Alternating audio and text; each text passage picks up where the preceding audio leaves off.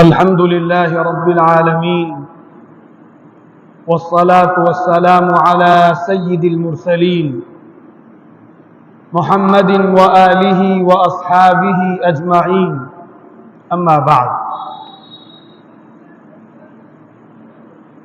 أعوذ بالله من الشيطان الرجيم بسم الله الرحمن الرحيم انما يخشى الله من عباده العلماء صدق اللہ العظیم۔ محترم بزرگوں اور عزیز دینی اور ایمانی بھائیوں، اللہ رب العزت نے جو ہمارے ملک کو اعزاز بخشا ہے اور آزادی عطا فرمائی ہے، جس کے نتیجے میں آج ہم بڑے بڑے آزادی کے پروگرام اور ترنگے لہراتے ہوئے دیکھ رہے ہیں، اس کے پیچھے اصلاً قربانی علماء اور مسلمانوں کی اور دوسری کمیونٹیز کے لوگ بھی آزادی کی جدوجہد اور فریڈم کی اسٹرگل میں ہیں، لیکن جو کردار نمایاں ہے اور جس کردار کی بنیاد پر اور جن قربانیوں کی بنیاد پر ملک آزاد ہوا ہے، وہ اصلاً قربانیاں علماء اور مسلمانوں کی۔ بہت ہی افسوس کی بات یہ ہے کہ ہماری اپنی کمیونٹی کہ بچوں کو، نوجوانوں کو، لوگوں کو اپنی تاریخ کا علم نہیں، اپنے بزرگان دین کی جو اسٹرگل اور جو کوشش اور جو تگ و دو اور جو محنت رہی ہے، اس کے بارے میں ان کو کچھ عطا پتہ نہیں، اور تاریخ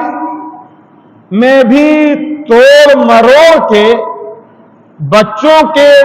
دل و دماغ میں، اسٹوڈنٹس کے دل و دماغ میں غلط چیزیں ڈالی جا رہی ہیں، جس کی وجہ سے ان کے دماغ کو مسلمانوں کے تعلق سے خراب اور اس کے اندر فساد پیدا کیا جائے۔ عام طور پہ لوگ یہ سمجھتے ہیں کہ 1857 میں جنگ آزادی کی محنت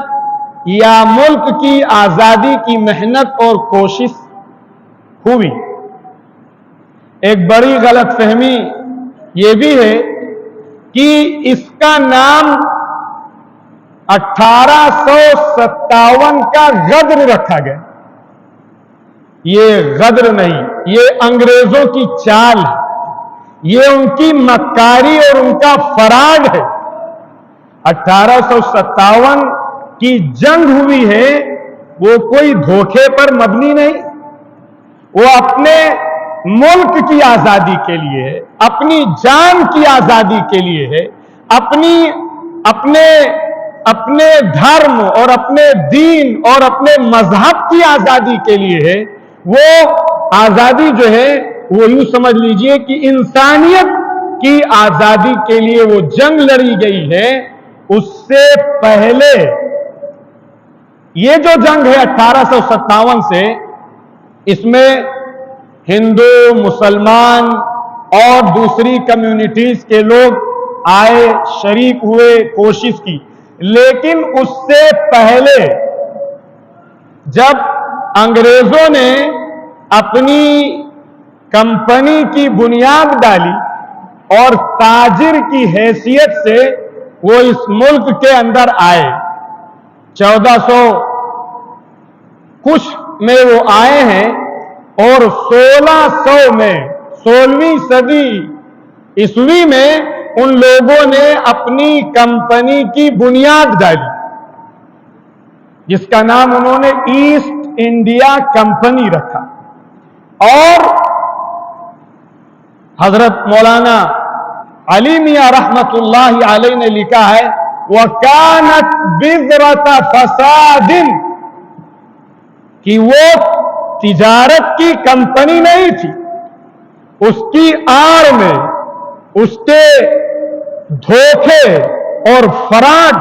और मक्कारी और अय्यारी के जरिए वो असलन हिंदुस्तान के मुल्क पर कब्जा करना चाहते थे। मौलाना ने लिखा, और ये ईस्ट इंडिया कंपनी जो थी ये फसाद का जड़ थी। बहुत सारे हमारे मुल्क के सीधे साधे भोले भाले लोग